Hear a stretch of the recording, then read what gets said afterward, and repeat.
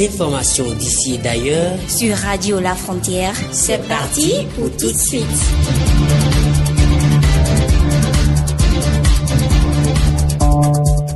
Radio La Frontière, le journal.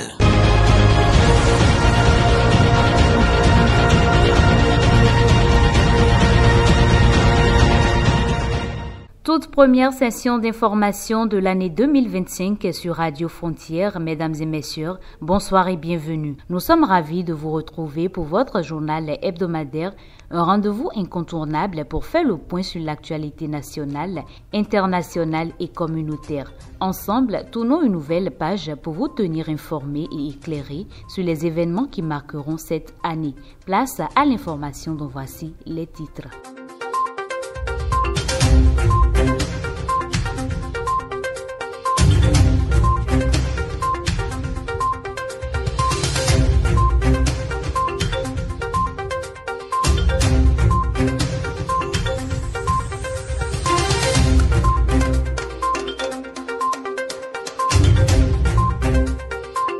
Vodou Day 2025, Ouida célèbre l'identité culturelle béninoise et attire des milliers de visiteurs.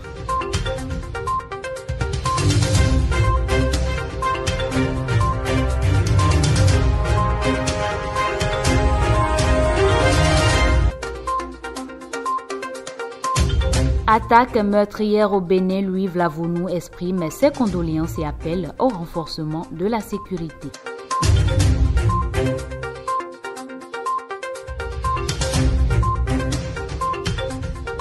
C'est tout pour les titres, mesdames et messieurs, place au développement.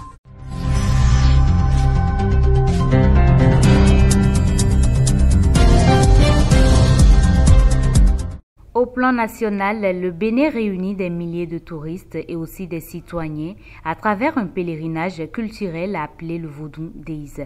La deuxième édition des Vodou Days visant à mieux faire connaître l'histoire, la culture et le patrimoine béninois a pris son envol jeudi à Ouida. 3 jours de célébration mêlant rituels cultuels et de la religion locale du Vodou, animations culturelles et festivités modernes. Jean-Michel Abimbola, ministre de la Culture. Vous avez compris que les Vodou Days ne sont pas une date isolée dans l'année.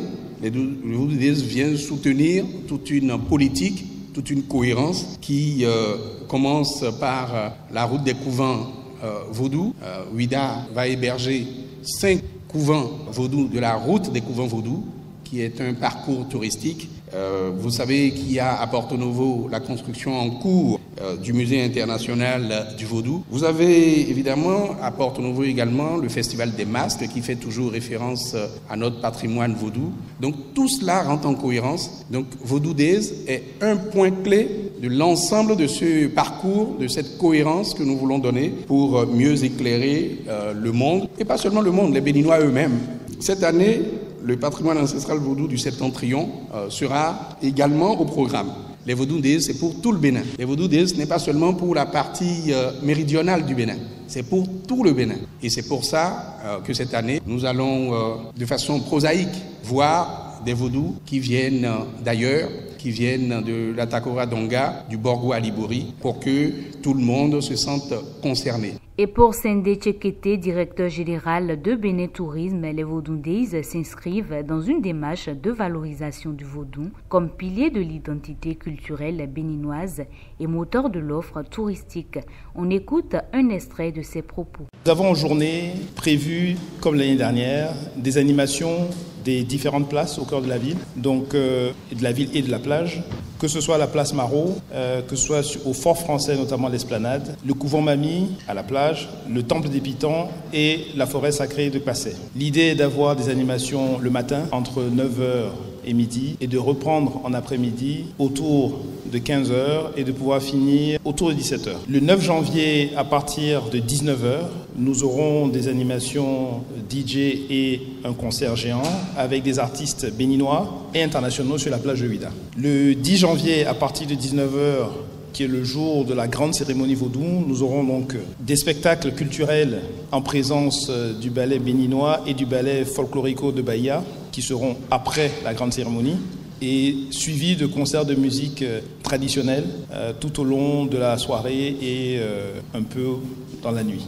Le 11 janvier, ce qui est un peu la nouveauté de cette année, nous mettrons à l'honneur l'arène. Dans cette arène culturelle qui est aujourd'hui quasiment finie, nous aurons un spectacle près de la porte du non-retour avec la présence de Dawiti et des Egungun. Le Bénin pleure la disparition tragique d'une vingtaine d'hommes des forces armées suite à une attaque meurtrière perpétrée ce mercredi 8 janvier 2025. Le président de l'Assemblée nationale, Louis Vlavonou, a réagi après cette tragédie qui a coûté la vie à plusieurs soldats béninois. Dans son adresse, il a présenté ses condoléances aux familles des victimes et à leurs proches. L'autorité parlementaire a également réitéré l'engagement de l'institution qu'il préside à accompagner le gouvernement dans le renforcement des moyens nécessaires pour la protection des citoyens. Coopération bilatérale, Cotonou a accueilli le mercredi 8 janvier 2025 la première réunion des ministres des Affaires étrangères du Bénin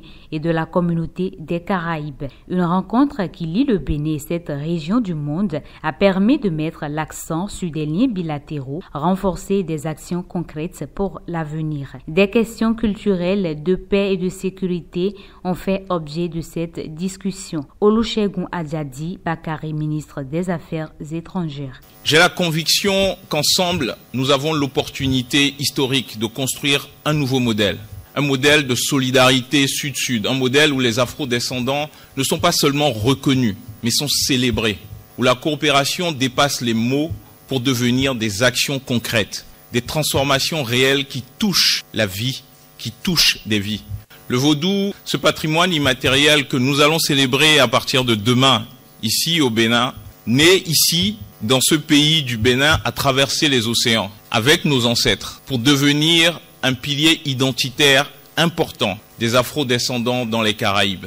Ce patrimoine du vaudou que nous partageons ensemble est une force. C'est un pont spirituel important entre l'Afrique et les Caraïbes. C'est un pont qui nous rappelle nos racines communes et notre capacité à transformer l'oppression en espoir, les chaînes en force et la dispersion en union. On reste toujours au Bénin où une tragédie a récemment secoué la population de la commune d'Abomey-Calavi. Une jeune femme d'origine nigériane et son compagnon ont été retrouvés sans vie dans des circonstances troublantes. Les faits se seraient déroulés au cours d'une rencontre intime entre les deux individus. Selon les informations, la jeune femme employée comme aide domestique partageait une relation discrète avec son compagnon. Le drame aurait eu lieu dans une chambre où les deux avaient choisi de se retrouver. Quelques heures après leur rencontre, les corps inanimés ont été découverts, suscitant l'émoi dans le quartier. Les autorités locales ont été alertées dès la découverte des corps selon nos confrères de la Nouvelle Tribune. Une enquête a été immédiatement ouverte afin de faire la lumière sur les causes exactes de ce double décès.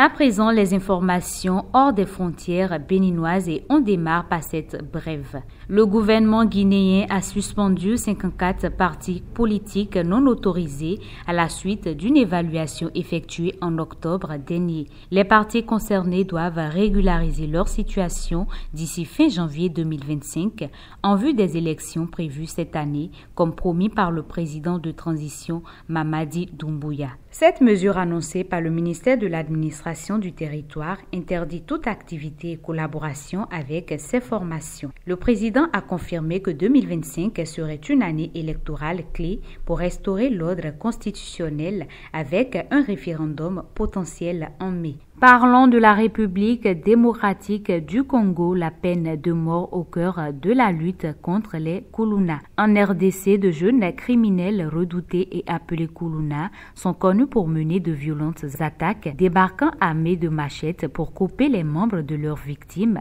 tuant et volant de jour comme de nuit. Dimanche 5 janvier, le ministre de la Justice, Constant Moutamba, a annoncé le transfert d'un troisième groupe vers la prison dans le nord-ouest du pays. pays. Voici ses propos, je cite. « On va exécuter la peine de mort. Sachez que vous n'allez pas vous retourner ici.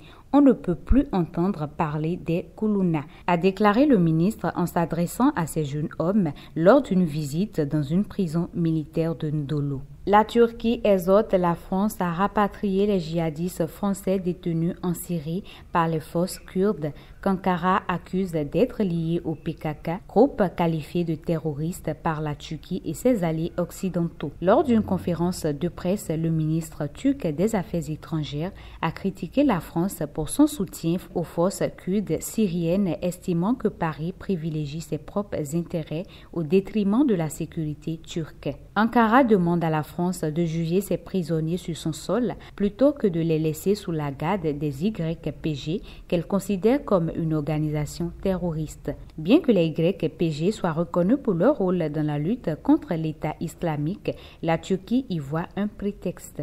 Le ministre a également insisté sur l'objectif turc pour 2025, désarmer et dissoudre les YPG en travaillant avec le régime syrien si nécessaire.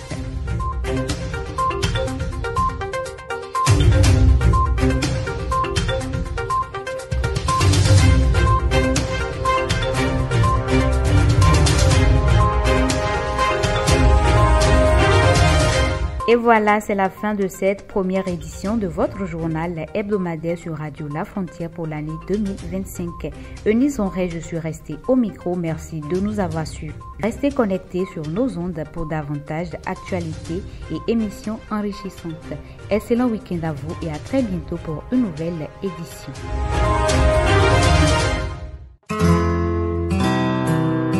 Tout de suite, l'espace publicitaire sur votre radio.